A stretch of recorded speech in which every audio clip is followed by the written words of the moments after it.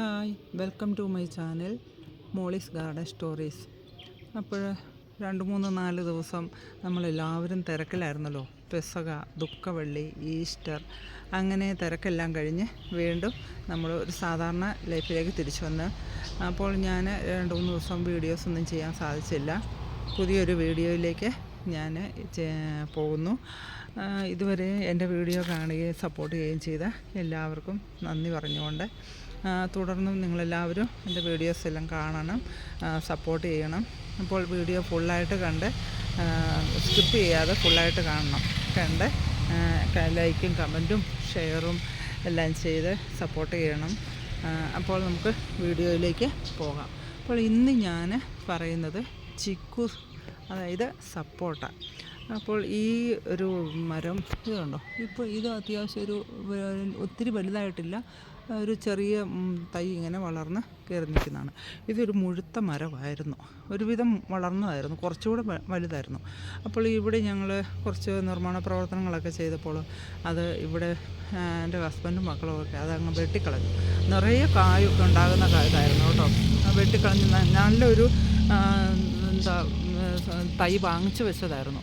അപ്പോൾ അത് വെട്ടിക്കളഞ്ഞതിന് ശേഷം കുറച്ച് നാൾ കഴിഞ്ഞപ്പോൾ ആ കുറ്റിയിൽ തന്നെ ഇത് നന്നായിട്ട് കരുത്തോടെ ഇത് കിളുത്ത് വരുന്നു.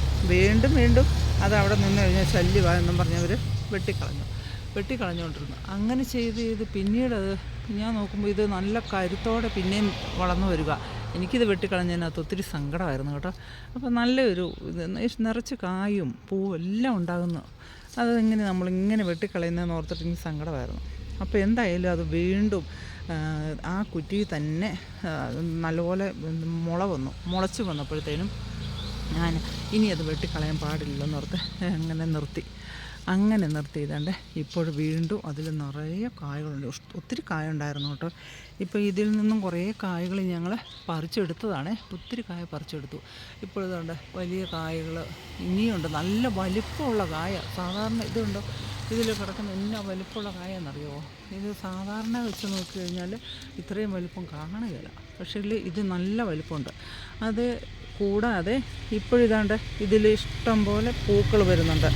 എല്ലാ ശിഖരത്തിലും പൂക്കളും കായ്കളും ആകുന്നുണ്ട്. പുതിയ പൂവിട്ട് വരുന്നുണ്ട്. ഇതുണ്ടോ, ഇതിന് പ്രത്യേകിച്ച് വളവോ കാര്യങ്ങളോ ഒന്നും നമുക്ക് ആവശ്യമില്ല. നല്ല കരുത്തായിട്ട് ഇതാണ്ട് അതിൻ്റെ കായും എല്ലാം പൂവെല്ലാം ഉണ്ട്.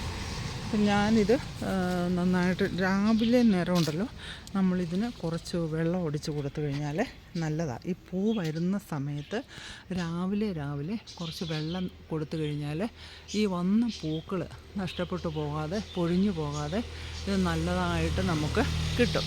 എല്ലാ പൂക്കളും അപ്പോൾ നല്ല കായായിട്ട് വരും. അതുകൊണ്ട് രാവിലെ സമയത്ത് നമുക്കിതിന് കുറച്ച് വെള്ളം അടിച്ചു കൊടുക്കുന്നത് നല്ലതാണ്. വെയിലുള്ള സമയത്ത്, അതെന്ന് വെച്ചാൽ ഉണക്കുള്ള സമയത്തൊക്കെ ആണെങ്കിൽ ഇങ്ങനെ കുറച്ച് വെള്ളം കൊടുക്കാം.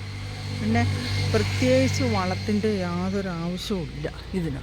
യാതൊരു വളവും, ഞാനിതിന് ഒരു വളവും കൊടുക്കുന്നതല്ല കേട്ടോ. ഇത് തന്നെ ഇതിൻ്റെ ആ ഒരു ശക്തി കൊണ്ട് അത് വെട്ടിക്കളഞ്ഞിട്ട് കയറി വന്നിരിക്കുന്നതാണ്. നോക്കി എത്ര കരുത്തോടെ ആ മരം കയറി വരുന്നതെന്ന്. അപ്പം